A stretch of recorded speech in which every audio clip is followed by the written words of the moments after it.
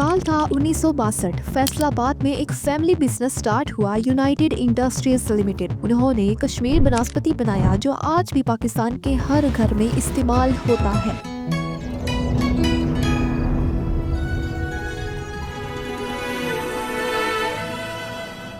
इस कंपनी की बुनियाद रखी थी फाउंडिंग मेंबर्स ने और 60 साल बाद ये फैमिली बिजनेस अब दूसरी और तीसरी जनरेशंस तक पहुंच चुका था। मोहम्मद एच मको और उनके बेटे वलीद मको और मार्केटिंग हेड शहजाद खालिद, 3 लोगों ने सोचा कि अब वक्त आ गया है कुछ नया करने का। 2015 के एंड में उन्होंने एक फैसला किया कि पाकिस्तान की स्नैक इंडस्ट्री में एंट्री ली जाए। मगर मसला ये था कि पाकिस्तान में स्नैक्स मार्केट का 86% हिस्सा सिर्फ एक ब्रांड के पास था और वो ब्रांड था लेस।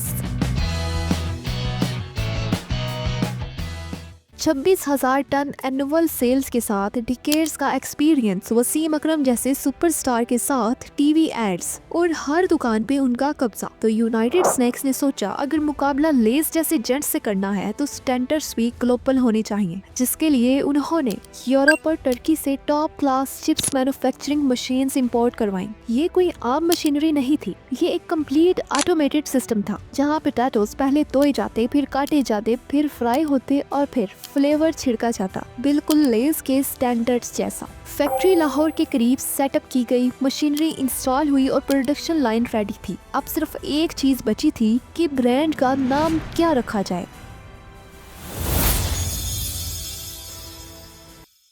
एक दिन कंपनी की मार्केटिंग टीम मीटिंग कर रही थी। टीम के पास काफी आइडियाज थे मगर रिजेक्ट हो रहे थे। फिर किसी ने मजाक में कह दिया चिप्स का जायका ऐसा हो कि जो भी खाए बस बोल उठे ओए होए। यही वो लाइन थी जो दिल को लग गई। शफीक याकूब फौरन बोले बस यही होगा नाम, सिंपल, देसी और याद रह जाने वाला, ओए होए। मगर नाम रखना काफी नहीं था। उन्होंने एक प्रॉपर R&D यूनिट फैक्ट्री के अंदर बनाई।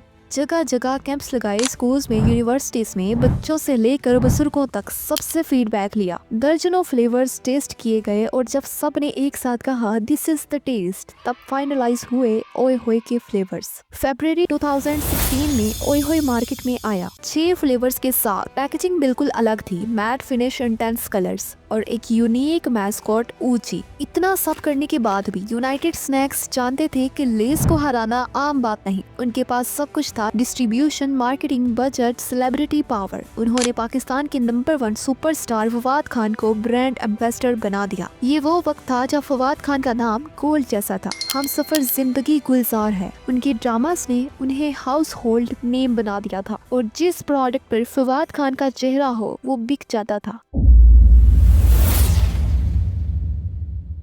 25 फरवरी 2016 लाहौर में एक ग्रैंड लॉन्च इवेंट हुआ। फवाद खान ने अपना कॉमेडिक अवतार ऊंची को इंट्रोड्यूस किया। ओए होए ने एक ऐसा काम किया जो बहुत स्मार्ट था। उन्होंने प्राइस पोजीशनिंग बिल्कुल सही रखी, लेस से थोड़ा सस्ता लेकिन क्वालिटी में कोई कंप्रोमाइज नहीं। स्टूडेंट्स, मिडिल क्लास फैमिली, सबके लिए अफोर्डेबल। और कुछ ही महीनों में ओए होए ने मार्केट में धमाल मचा दिया। स्कूल्स में स्टूडेंट्स डिबेट कर रहे थे, भाई लेस अच्छा है या ओए होए। इंडस्ट्री एस्टिमेट्स के मुताबिक ओए होए पाकिस्तान का second biggest potato chips brand बन गया था।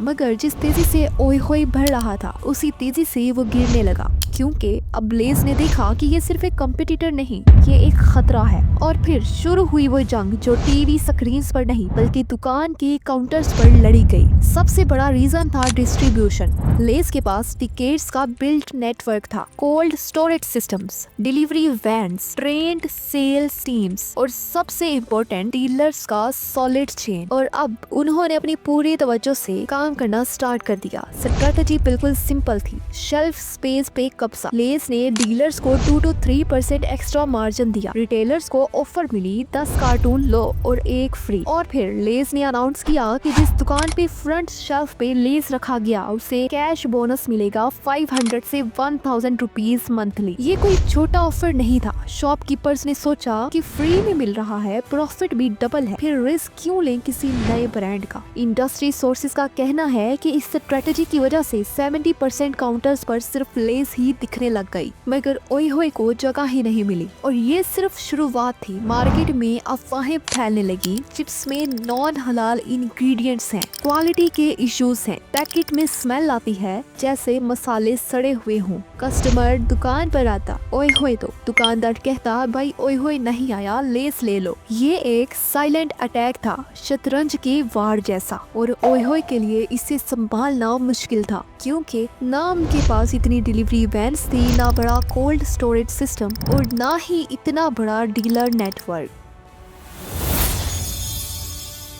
यूनाइटेड स्नैक्स ने मार्केटिंग में करोड़ों रुपए उड़ा दिए। TV ads, billboards, Fawad Khan के कॉन्ट्रैक्ट, सोशल मीडिया कैंपेन, सब कुछ टॉप टियर था। मगर जब एक्चुअल नंबर्स देखे गए तो पिक्चर कुछ और थी। सेल्स उतनी तेज नहीं थी जितनी एक्सपेक्ट की जा रही थी। और फिर सबसे बड़ा झटका लगा जब मार्केटिंग बजट रोक दिया गया। कंपनी ने सोचा सेल्स बढ़ेगी तो एड्स दोबारा चलेंगे, लेकिन जब एड्स बंद हुए तो ऑडियंस भी ब्रांड को भूलती गई। वो पोस्टर्स उतार दिए गए, फवाद खान के टीवी एड्स बंद हो गए और धीरे धीरे ब्रांड म्यूट होने लगा। यहाँ गलती क्या हुई? ओए होए ने मार्केटिंग पर तो फोकस किया, लेकिन ऑपरेशंस और सप्लाई चेन पर नहीं। उन्हें चाहिए था रिटेलर्स को स्टॉक टाइम पर प्रोवाइड करते, जो फ्लेवर्स मार्केट से मिसिंग हैं उन्हें रीस्टॉक करते, रिटेलर्स को अच्छे मार्जिन्स प्रोवाइड करते, अफवाहों को मार्केटिंग से काउंटर करते। लेकिन उन्होंने इसका उल्ट किया, मार्केटिंग बंद कर दी, जिससे हालात मजीद खराब हो गए। ब्रांड की हाइप बनी लेकिन सस्टेन नहीं हुई। आज भी यूनाइटेड स्नैक्स मार्केट में मौजूद है। कंपनी चल रही है। 2025 में उनका एनुअल रेवेन्यू $63.9 मिलियन है। मगर वो ओए होए का जादू, वो यूथ का प्यार, वो नंबर 2 पोजीशन, सब कुछ सिर्फ याद बन गया। ये कहानी हमें सिखाती है कि किसी भी बिजनेस में आइडिया और मार्केटिंग तो पहला कदम है, मगर असली जंग डिस्ट्रीब्यूशन, सप्लाई चेन और कंसिस्टेंट प्रेजेंस से जीती जाती है। और यूं लिखी गई एक और कहानी एक ऐसे ब्रांड की जिसने हमारे दिल जीते, लेकिन मार्केट में अपनी जगह टिका न सका। अगर आपको ऐसी अमेजिंग ब्रांड स्टोरीज सुनने का शौक है जो कि आपको इंस्पायर करें, तो मेरा चैनल तहरीम टॉक्स जरूर सब्सक्राइब करें। Thanks for watching. Allah Hafiz.